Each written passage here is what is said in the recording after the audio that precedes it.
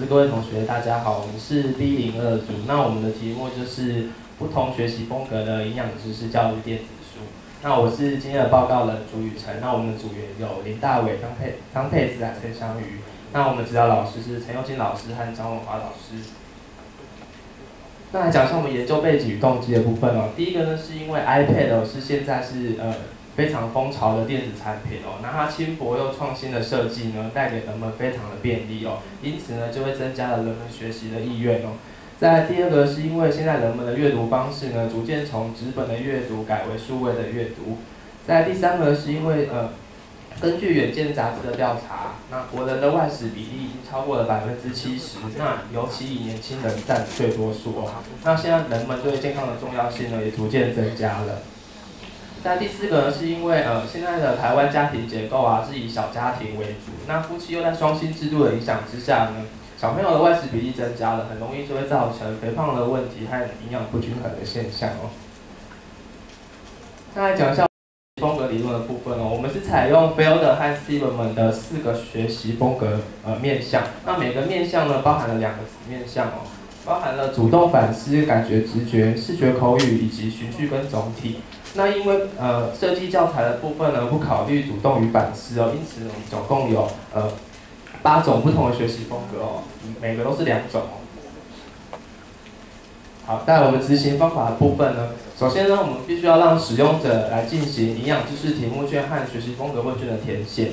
那填写完学习风格问卷之后呢，会得到自己所属的学习风格。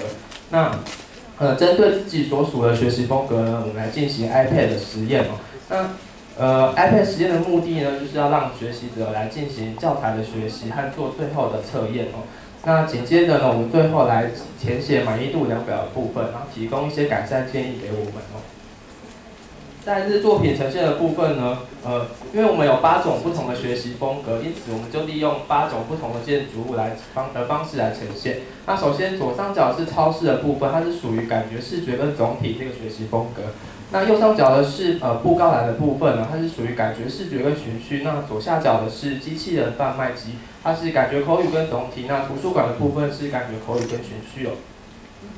然后再来是摄影展览馆的部分呢，是直觉视觉跟总体。那餐馆的部分是直觉视觉跟循序。那农场的部分是直觉口语跟总体。那加工厂的部分是直觉口语跟循序哦。那稍等我们再来做介绍哦。然后再来这个孔珠子小学堂这个部分呢，是教材最后的测验区的部分哦。那我们先来做介绍。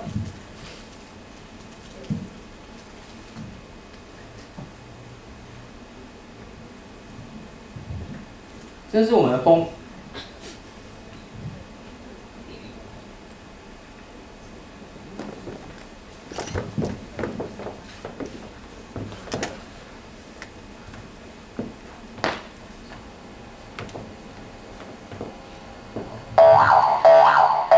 好，这是我们的封面呢，我们叫做 Healthy Pig 哦。点进去之后呢，会来到一个喷水池的画面。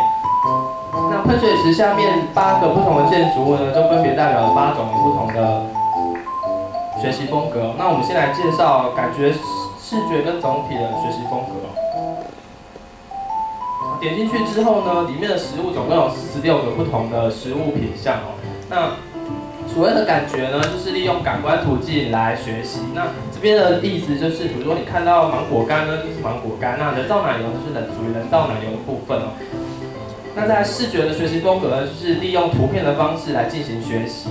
那所谓的总体的部分呢，就是跨要式的学习，就是这里的案例呢，就是你想看什么就点什么，然后里面都有学习的内容哦。那这是瓜子的部分，它的学习物就是添加物跟对人体的影响哦。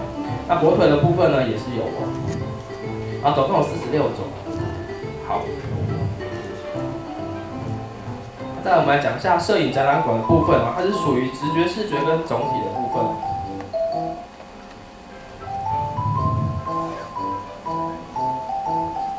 所谓的直觉呢，就是利用推测式的方式去学习。那假设我们看到右下角这张照片呢，我们第一个反应可能是热狗或者是香肠。那点进去之后呢，我们会知道它其实是一个香肠哦。那一样下面是一个学习的教材哦。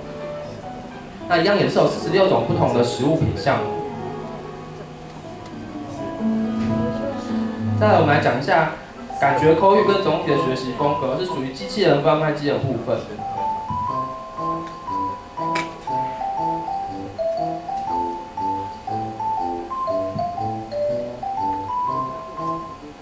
热狗面包。那所谓的口语呢，就是利用对白的方式、旁白的方式来进行学习哦。色素。对了。那汽水，汽水的添加物有磷酸、咖啡。一样有46种不同的食物品项。汽水的添加物有。再我们看一下最后一个是感觉视觉跟循序的部分。那所谓的循序呢，就是不能跳跃式的学习，意思说它就是要从头看到尾哦，它不能任意点选哦。这就是循序式的学习风格哦。那我来简单讲一下最后测验区的部分哦。测验区的部分呢，总共有10题不同的选择题，那每一题都是10分。那里面的选择题内容呢，都是前面教材里面所有的内容哦。那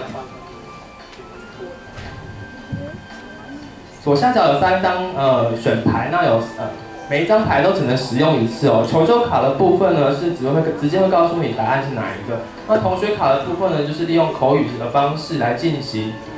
跟你讲答案是哪一个？那3区卡的部分呢，就是3区2个选项哦，然后来进行，然后剩下2个选项让你自由选择哦。那这是第1题的部分，那我们知道答案是生鱼片。那假设第2题我不会呢，我就利用求救卡的部分，然后它就告诉你答案是什么哦。在第3题呢，假设我也不会，我就使用同学卡哦。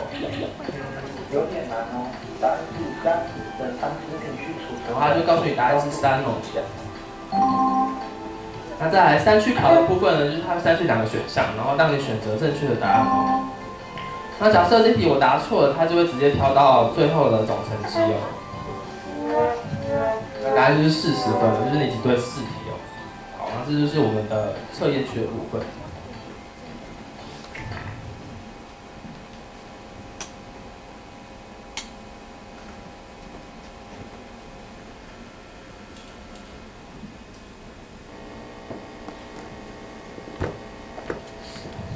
再来呢，讲一下我们的附加价值的部分哦。因为我们是针对学习风格理论来进行电子书的制作，那我们是针对8种不同的学习风格来设计的哦。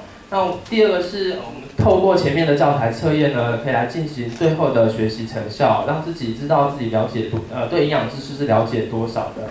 那再来第3个，就是因为现在市面上啊，通常都是营养知识书都是以纸本为主，那很少会有营养知识教育是用电子书的方式来呈现哦。那我们报告呢就到此结束了，谢谢大家。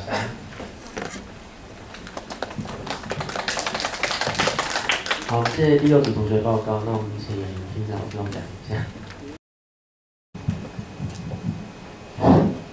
好，第一个，我看到你们那个首页进去的那个背景首页设计的风格跟完全后面的不搭。